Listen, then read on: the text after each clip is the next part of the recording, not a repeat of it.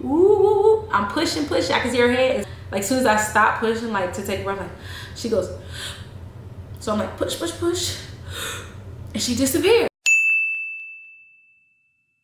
Hey guys, welcome back to Mommy and Us. I am actually filming our first story time type of video. This is very new to me, but I felt like it would be a good idea to kind of like get this thing going, because I do have a lot of stuff that I would like to talk about with you guys. I'm just assuming that most people who watch our channel are like moms and kids. So I figured I would start by talking about not so much my journey as a mom, but my journey becoming a mom, both times. So I'll talk about how I found out I was pregnant both times, the actual pregnancy, and the labor and delivery portion, which I have a lot to say about that. Things that you don't know, people don't tell you, so you don't even know to expect it, or you don't even know to ask these kind of questions. So that's what I'm gonna be talking about in this video. So I just feel like I wanna let people out there know, different things that you could expect. The doctors always tell, doctors, midwives, whoever you see, whoever you deal with, they're gonna always tell you the same thing. Every mom is different, every pregnancy is different. I do believe that to be true, and I say that only because I've only been pregnant twice and they were both very different. So I'm gonna kick this off. I'm just gonna kind of get like to the point, but to the story. And while we discuss it, I'm just gonna go ahead and start taking my braids out, because it's that time. All right, so we're gonna kick this thing off. All right, so for those of you who do not already know, if this is your first time watching one of our videos or whatever the case may be, my husband and I have two beautiful, amazing, wonderful, awesome, wild, crazy, annoying, ridiculous kids. Both girls, and they are 6 and 1. Our oldest, Nylah, her birthday is August 25th, 2012, which I will hit on that later. But Nalani, her birthday is February 2nd, 2018. I'll jump right in by going into my first experience with Nylah. Okay, Charles and I were living we were at Fort Bragg. That's where he was stationed for the Army. I'm gonna say this, all my life, ever since I was a kid, as long as I can remember, I have been prone to car sickness. I mean, if I was gonna be in the car for more than 30 minutes at a time, 9 times out of 10, I was gonna be feeling nauseous, and I just wasn't gonna be doing too good. So my parents came out to visit us, and I forget how it was happening. Either way, we was on the road with my parents. I don't remember if we were coming back to Virginia or headed back home to North Carolina at the time. But I was so nauseous in the car. We was on the highway, and my mama kept saying, "You sure you ain't pregnant? You sure you ain't pregnant?" And when she was saying it, I kind of was blowing it off. I kept saying, "No, I'm not pregnant." And I'm like, "Mom, you ought to know, because this been going on my whole life." She's like, "Yeah, but this different." And so we ended up pulling over so I could throw up. That should have been a clear sign, because throughout my whole life, even though I would get car sick and nauseous to the point where I felt like I was gonna throw up, I never did. It would never happen. I would just have the urge. This time it happened. I threw up on the side of the road. And then, over like the course of this all has happened in maybe like 2 weeks. But yeah, so over the next 2 weeks, Charles just kept saying like, "Babe, you think you might be pregnant? You think you might be pregnant?" And I'm like, "I mean, no, I don't think that. If I thought that, I probably would have let you know." He just kept saying, "I think you are. I think you need to take a pregnancy test." So finally one day, I actually got the pregnancy test. I think I got it without Charles knowing. And I took it because he had got it in my head. I was like, all right, enough people saying it. So I waited till Charles fell asleep first, and I took the test. The test came back positive. And I was just like, I don't know. I don't think I had any real like dramatic feelings. Like, you see girls taking a pregnancy test and they cry because they've been waiting for this and this and that. Trust me, I was excited, but I was just like, it was weird. I ain't never taken a pregnancy test before. I ain't never been pregnant before. I just did not know. I was just like, this thing says that I'm pregnant, that's crazy. And so I woke, and so I went straight in the room, and I was like, Charles, I was like telling him, like, get up. He would not wake up. I was like, please wake up. He was like, he just kept kind of like rolling over. He was knocked out. I was like, you need to get up and see this. And he was like, what's wrong? And I showed him the pregnancy test, and he was like, oh, all right, and went back to sleep. That was it. I'm not mad because obviously it's common sense, you guys. If you really want to tell somebody something, like, you really want them to hear, you don't do it when they like dead asleep, because 9 times out of 10 it's not gonna register until they get up in the morning and you retell them. So I was like, all right, I'm just gonna keep this and go to bed. So I went to bed, woke up the next morning, and I was like, do you remember me waking you up last night? He's like, no. So I showed him the pregnancy test, and he just was like he was like cheesing. He was like, wait, what? Like, his reaction was just as dumbfounded as mine. So after that, we decided, okay, let me tell y'all, that was December 28th, 2019. Lord, December 28th, 2011. So it was, when I found out, it was around 2 o'clock in the morning, December 28th, 2011. He found out later on that morning when he actually woke up. Because that's actually my brother's birthday, my baby brother.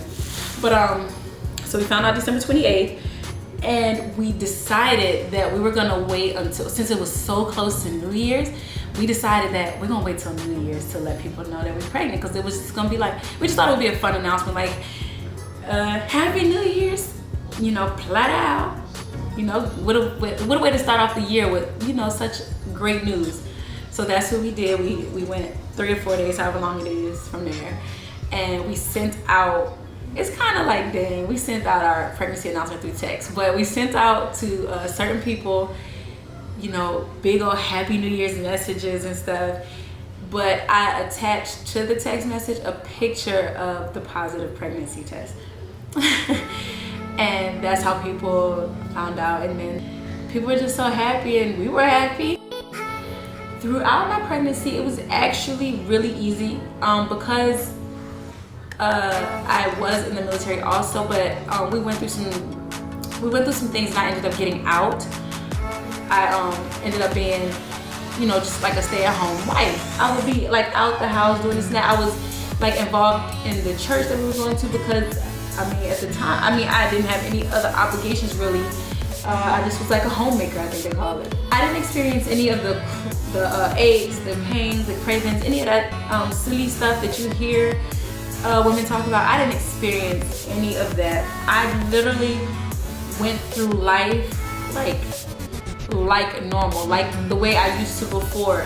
Nothing was changing except the shape of my belly. I was just getting bigger. I think I might have thrown up like 4 times through my entire pregnancy. I did not gain all that extra like body weight. Like, I didn't get bigger, all that stuff. So it didn't make it, like, I don't know, it just didn't make it extra difficult. Only some things, which is like naturally gonna happen, some things became a little more difficult, like, tying your shoe. Is hard to breathe when you tie your shoe and stuff, but little stuff like that I don't count. So pretty much that's how that whole pregnancy went. I breezed right through it. It was awesome. It got to the time where we were coming up on our due date. Nylah's due date was September 2nd, 2012. So she came 7 days ahead of schedule or whatever. But how did we end up going into labor and delivery? We were at home one day. It was like a weekday, so Charles had to get up and go to PT the next morning. And I think for PT he had to wake up at like 4:30 or 5, I believe it was. Oh, that was probably one of the most annoying things about labor. I could not do. When I say I had to pee like every hour and a half on the dot, is so annoying, especially when it's time to go to bed at night. Because I literally, to the point, which is dangerous, don't ever do this, be smarter than I was, but I would literally wake up like for the urge to pee, and I'll be so pissed off. Like, I'm not getting back up out of this bed. I'm tired. Like, I'm gonna hold it. That was foolish because I lost that battle every time, and I would still have to get up. And now I'm rushing to the bathroom because I waited till my bladder was literally about to explode. But yeah, so anyway, I woke up one night and yeah, I had to pee. So I go to the bathroom and I do what I do, and I go to wipe myself, and when I see the tissue, it's like pink. It's really light, it's really faint, but it's pink. So I look in the toilet and it's like, it was like a little bit of pink stuff in the toilet, I guess you could call it. And so I called whoever was at the hospital, and I told them, oh, hold up, I didn't tell y'all. Okay, let's rewind a little bit. During my pregnancy, on post, they had for like military women, they had it where we could go to these classes we had classes every week or every other week, something like that. With like 10 other girls. So it was like, I think it was 11 of us in my class, 11 or 12, and we're all due within the same 2 weeks of each other. But yeah, that was one of the fun things too that I did when I was pregnant. Just being able to be around other women who were at the same stage as me, and all of us were first time. That was the dope part about it. All of us were first time, so it was cool. Back to fast forward. Okay, so I go to use the bathroom, I see the stuff until I call the doctor, and I feel like she said the smartest thing that any doctor could have said, because they can't diagnose you over the phone, they need to see what's going on. But she was just like, it's better to come in and not need to be seen, or it not be a serious situation, than it would be for me to stay home and I should have went in because it was something that we were not expecting, so to speak. So it's like safe than sorry type of situation. So at that point, that's when I woke Charles up, because I did not want to wake him up right away, because like I said, it was like 2 o'clock in the morning. He already had to get up at like 4:35, 5-ish. So I didn't want to wake him up if it was nothing, and he already had to get up early. And I took a picture of it too, by the way, TMI, but I took a picture like of the inside of the toilet, so to show them what I found. And so he was like, so I woke him up, told him we need to go in, and he was like, cool. So we get to the doctor. And the first thing I do, I let them know who I am, that I called, and that I want an epidural. Because we were in the classes that we were in throughout the pregnancy, they told us that they do not administer epidurals before a certain point, and they don't administer them after a certain point. The points I don't remember, so I'm not even sitting and try to lie. But they did tell us that there was a certain time that we did epidurals. So when I went in, the first thing I was letting them know was I want an epidural. I told every person I came into the hospital that I wanted an epidural. I refused to miss my mark. So I went in, they did some little checks that they had to do to check your dilation and things like that. And when she checked, I was 2 centimeters dilated, guys. Okay, at this point, it's like 4 o'clock in the morning. I'm 2 centimeters dilated. They do not admit you to the hospital where I was on for Bragg until you are 4 centimeters, or yeah, that's at least 4 centimeters, I believe it was. So what they told us was to go home, maybe like do a little walking just to kind of naturally kind of get things going. And I just remember them saying walk around a little bit, get a little bit of exercise, and come back in at either 8 or 9 in the morning. Mind you, I got woke up out my sleep because I had the urge to pee, and next thing you know, I'm in the hospital. My tired self went home and went back to bed. I just set an alarm so we could get up for our appointment. We wake up, time to go back to the doctor for our actual appointment so they could check us, because they said that I probably would have progressed.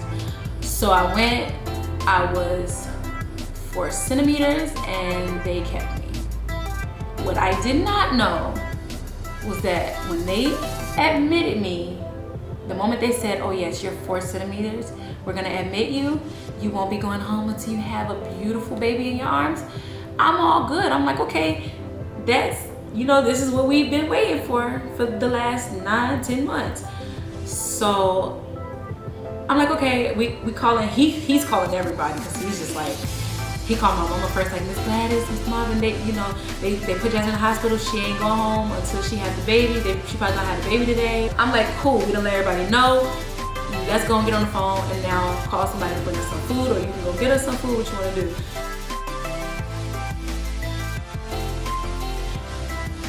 That nosy little doctor was like, oh, you can't eat right now. You won't be able to eat anything until after you have the baby. So I felt like the doctors could have nicely at 2 o'clock in the morning when I was there told me, go home and eat something and then walk that food off so you can come back and have this baby. I probably would have did that. But because nobody told me that I was not gonna be, let me tell you something. I had never in my life heard that when you go to the hospital to have a baby, you cannot eat. God only knows how long it was gonna take for the baby to come out. But they did give me a cup of ice chips, and they were like, you can kind of nibble on these. Do not go crazy. You can't be like drinking a lot of, you just, ice chips. That's all I was allowed. I couldn't drink or eat anything, I don't think. And she was like, don't go crazy on these because that could be too much, yada yada. And so I was going in on the ice chips. I didn't know I was going in too hard, but apparently I was, because next thing I know, I am linked over. I mean, I'm just going up left and right. Apparently, you eat too much ice chips too fast, that's what's gonna happen. I think I might have skipped some steps. Maybe I had some medicine in my system or something at the time, because I don't know why ice chips would just naturally make you sick. Oh, I think I did have my epidural by that time. So next thing we know, my parents are there. I have my epidural. I will say the epidural, bad. The only thing I was upset, but I already knew ahead of time from the classes that I was in, was that nobody could come in with me. So Charles couldn't even come in like hug me or hold my hand while they were doing it. Only the nurse lady who was supporting me and the person sticking me in my back with the needle. Those are the only ones who could really be in there with me. So I just asked the nurse, I was like, look, y'all wanna let my husband in here? Do you mind if I hug you? And she's like, it's okay. So like we literally was just leaning on each other, because you have to like sit in a certain posture. I think you have to breathe a certain way too. I don't remember, but for them to stick the needles in your back. And now I'm in the bed with, no movement below a certain area, because that's what the epidural is. You can't move and you can't feel. Okay, you can feel, which is kind of cool, I'm not gonna lie. I thought you were gonna be I was gonna be completely paralyzed, completely numb. That's not true. You could still feel with the epidural. What the epidural does, it tells your body, okay, feel what's going on, but don't register the pain. It's so crazy. Like, you could feel the pressure, but you cannot feel any pain. Your brain does not register pain. It's like the best thing possible. Okay, so now we're on to, I'm about to start pushing this baby out. So I'm pushing. We got like a mirror, because you're sitting like your legs wide open in the stirrups. So we have the mirror right like in front of me, between my legs, because it's not really between my legs. I don't know how to explain it, because obviously the doctor had to be between my legs, but the mirror was right there some way, somehow, and I could see everything, which I thought was really cool.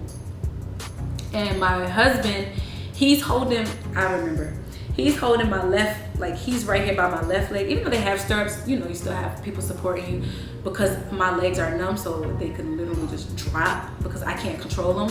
So my husband's holding my left leg. His mama was there holding my right leg. And then my mama was in the room up here in my ear. She was like talking to me, just kind of like trying to get me, not to calm down, because I was chilling. Like, I was cool, but just like supporting me. And so I'm pushing, push, and then they're like 1, 2, 3, and we kind of like all the way to 10 for each push. And so after you push, you're like, you know how you naturally take a breath? I would go like 9, 10. As soon as I go to take that breath, they'd be like, no, come on, you got it, push. And I'm just like, me and this baby not gonna make it if y'all don't allow me to breathe, Now, with that being said, every single time I pushed, I'm looking in the mirror, I can see Nyla's, I'm not trying to be graphic, by the way, but I can see Nyla's head like, ooh, I'm pushing. I can see her head. As soon as I go, like, as soon as I stop pushing, like, to take a breath, like, she goes, so I'm like, push. and she disappeared. I can literally see her head, and every time I stopped pushing, she would just suck right back on up in there. Now, this is what I'm about to tell you is, okay, here. Okay, I was pushing. All right, had to kind of do some battery switching. Where was I? What was I saying? Oh, okay, I know what I was saying. Okay, so I'm looking in the mirror, and all of a sudden, like, I noticed this little, cluster situation. In my mind, I remember it looking like a little cluster. And I'm just like, what is that? Like, what is that on my butt? And the doctor, so nonchalant, she was just like, oh, you just have hemorrhoids. Where in the world? That to me, okay, y'all, I was just like, you have got to be kidding me. I wasn't gonna let it take away from the moment, but I'm just like, how do you nonchalantly just tell somebody you got hemorrhoids? Like, that's normal. Like, oh girl, you got a gray hair. No, you got a couple of bumps in your butt that could cause all kinds of other issues if we don't resolve it. But it was like, whatever. The only thing I thought was like, okay, now I'm not gonna be able to see my baby like come out, because I'd be doggone if I'm gonna look in the mirror and just keep seeing that. Like, it was just not okay. So I was like, you know what? Just go ahead, let's move the mirror, and let's just keep with this, because this part is okay, but I kind of want to see it more. So we got rid of the mirror thanks to the hemorrhoids. And I could laugh now. It was not funny back then, but it's kind of funny to think about now. But yeah, I was just like, get rid of the mirror. So I'm pushing. And mind you, the whole time your legs is up in the air, so like you are looking like right there. And I keep seeing periodically the lady, because they technically use like the same things that look like doggy training pads when you're in the hospital on the bed giving birth. So I kept seeing her like roll up the little blue and white pad, and she was like walking over to the little bin or whatever. She'll drop it in there, and she'll come back, we'll do some more pushing, she'll wrap it up, drop it in the bin. So I'm like, mind you, I'm having conversations while I'm giving birth, because I can do that. I have epidural, and I'm not in pain. This is why you hear me saying that I'm having conversations. So I'm like, why do you keep going? Like, what do you keep throwing away? And she was like, oh, another nonchalant comment. She's like, oh, you're just pooping. Lady, I got bumps inside my butt. I'm doodling on myself. Like, I mean, I'm glad she was like cool about it, because I know now those things were other than hemorrhoids. Hemorrhoids, it never crossed my mind. I had no idea about that. But the pooping, I knew that hi, boo-boos. I knew that some people do poop in these back birth, and I was one of those some people. All right, so this process, guys, of me pushing and pooping and all that stuff goes on for like 2.5 hours.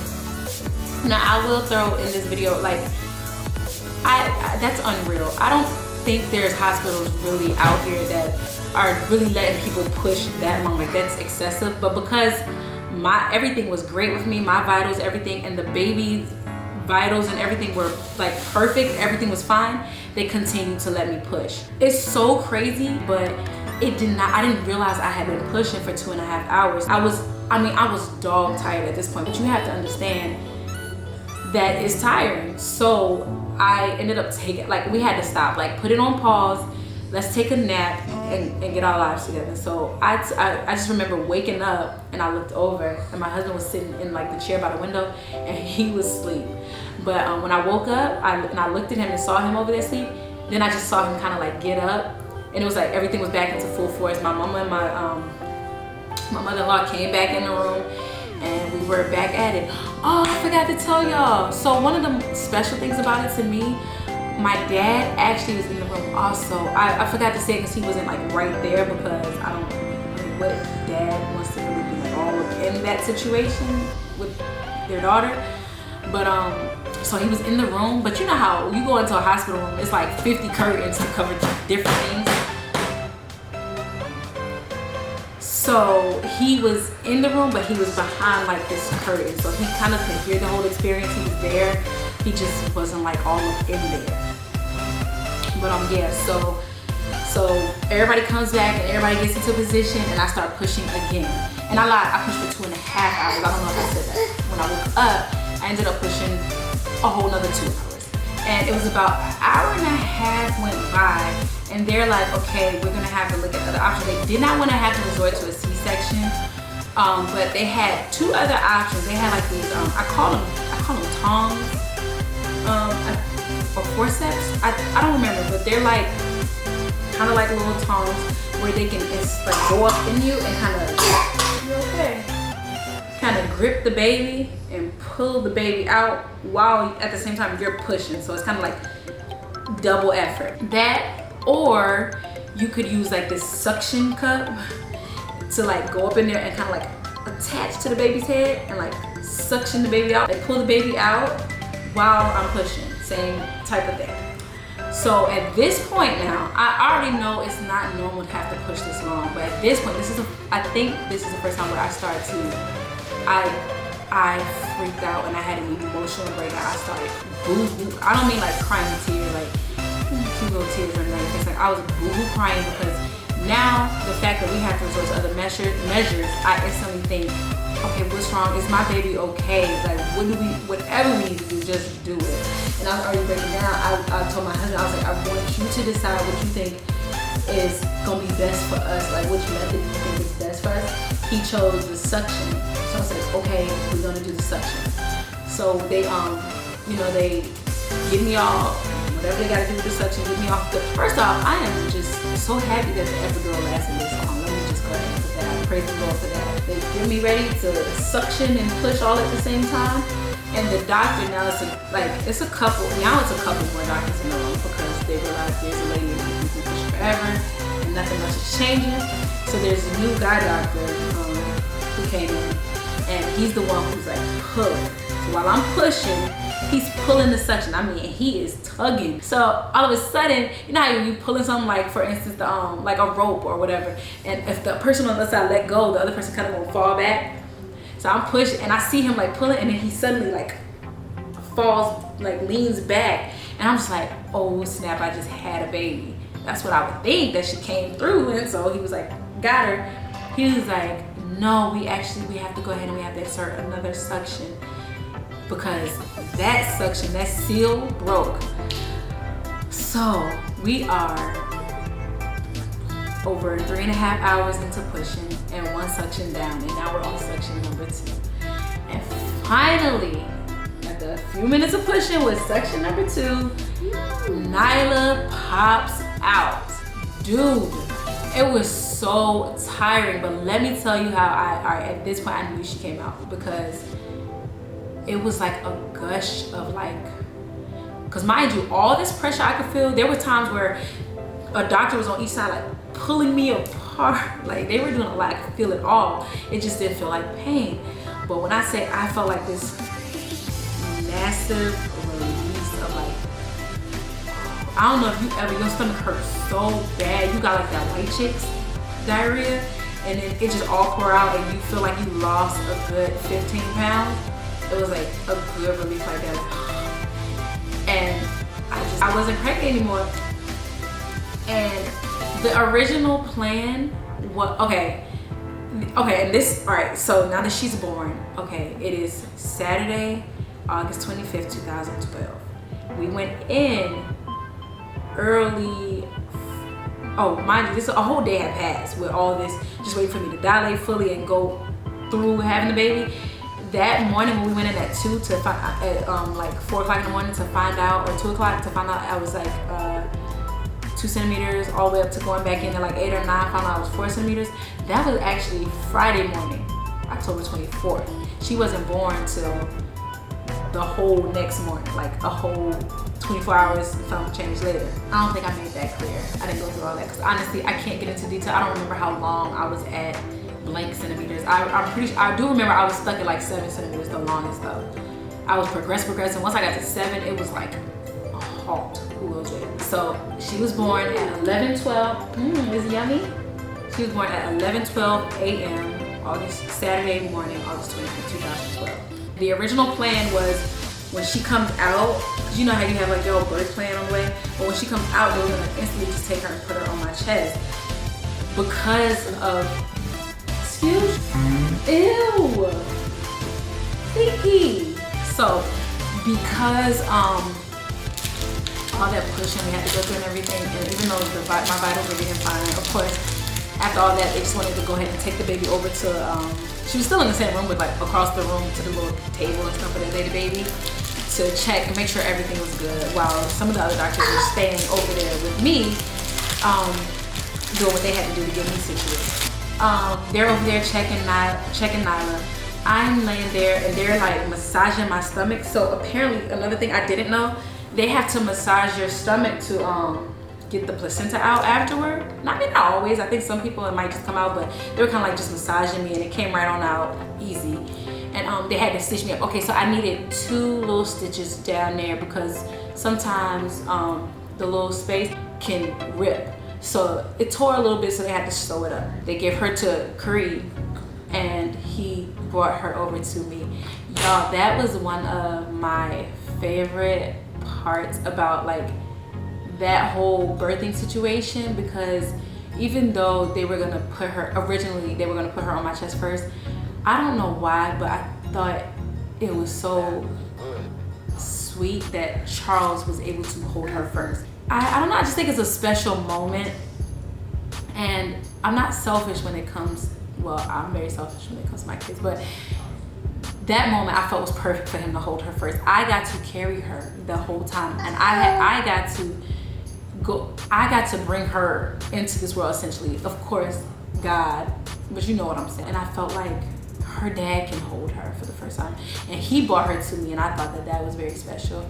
So we bonded with her, we held her, and she was, you okay? She patted her back. She was a very average size baby. She was 7 pounds, 2 ounces, but she was kind of long. She was 22 inches long. So 7 pounds, 2 ounces, 22 inches long at birth. And man, that was, I think it was nice. Everybody kind of left out for a minute so me and Charles could spend time with her. They came back with food because I could finally eat. We put her on the boob like we wanted to go ahead and start breastfeeding her and whatnot. And that was something. It was she was ready too. So I got her on the boob. I did, into like my first few days of having a baby, I breastfed, but I only did it for, I want to say a total of like 3 or 4 weeks. No, I want to say a total of like 3 weeks. I said 3, Lord help me. A total of like 3 weeks. Because it was hard. She would be on my boob for like 40 minutes. And I was like, this ain't normal. Like, this can't be normal. I feel like, and she was still hungry. So I was like, I don't feel like she's getting what she needs. And so we went back to the hospital a week later for like her appointment. She had lost exactly 1 pound. So she had dropped from 7 pounds 2 ounces to 6 pounds 2 ounces. It's another thing they don't always tell you, but it is actually very normal. I think actually more babies than not lose a certain percentage of their weight when they're first born. That's just what happens. I didn't know that. So when they told me that she had lost 1 pound, I had another breakdown. I was freaking out because now I'm like, I'm not feeding my baby. I knew something was wrong. I mean, I'm boohoo crying. And I mean, Charles was calling my mama. He was like, can you please talk to Jasmine? She having a fit. The doctors are like, no, it's normal. So I got over it. But with that being said, I did not solely breastfeed her. I fed her like formula because even though they were right. Like by the time her next appointment came, like, was it like another week later? I don't remember. She was like birth weight and beyond. Like she had picked that weight right back up. And so clearly the doctors knew what they were talking about, but I was so scared. I was just like, you know what? I kept trying it, and then the latching thing wasn't the best. So I went ahead and fed her because I'm like, I'd be doggone if my baby gonna go hungry because I want to try to prove that I can breastfeed. That's not happening. So that's how that happened. And then we had a nice, healthy, happy, beautiful baby. Oh, but I will say some more information. Because I had those actually, it's not even because of the hemorrhoids. One thing people don't tell you is that after you have a baby, that first poop, listen to me carefully, the first poop that you take, you think you're gonna die. I'm not even gonna sugarcoat it for you. No, that's not true. I'm alive and well, a whole nother baby later. You're not gonna die. You're just gonna feel like it for a little bit. But boy, oh boy, it hurts so bad. And obviously my hemorrhoid did not help at all. I honestly, and I think the hemorrhoid only lasted like, maybe like 3 or 4 days afterward. But I was so scared to poop for like a good 2 weeks, I'm not even gonna lie. Another thing that I did that was very stupid, and I don't advise you to do, just because it hurts really bad, don't try to avoid pooping. I literally held my poop for 3 days, which is very dangerous, but I was so scared to do it because it hurt. I held it for 3 days. Don't do that, it makes your situation worse. Why? Because naturally you're going to poop. It's going to come out one way or the other, and that's what mine did. And I'm sitting on the toilet crying real life tears, squeezing towels and shower curtains, and like trying to pick my butt up off the seat because I was just trying to do everything I could not to feel the pain. You're gonna feel it, you're gonna get through it. I will say every poop after that will get better bit by bit. It's just like a whole road, because pregnancy is, no matter how different each pregnancy is, I feel like they all are. From the moment you find out you're pregnant to the time you give birth, it's a roller coaster. It is a true ride, but it's the best ride you'll ever go on in your life. And it's, I mean, obviously, I would do it all over again. But that's it for this video. I know I talked so much, and I probably still didn't even say everything I wanted to because I was trying my best not to talk too much. I didn't even do any, I barely took any braids out because I just was running my mouth. But clearly I'm gonna have to make a separate video about my pregnancy journey and labor and delivery. For this one, this is my wild child.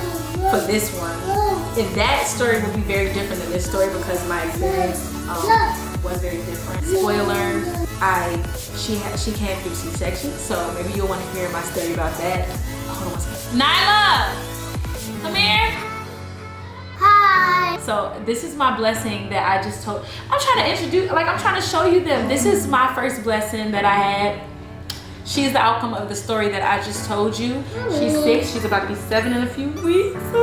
Guys, this is my baby. Not baby anymore, but my baby. Get in here. I just kind of wanted you to see her almost 7 years later, about big as her mama. Jeez. I'm as tall as her shoulder. Yeah, she's to my shoulders, guys. So it's just crazy. Yeah. All right, guys, but that was my story time of how I found out I was pregnant with Nylah.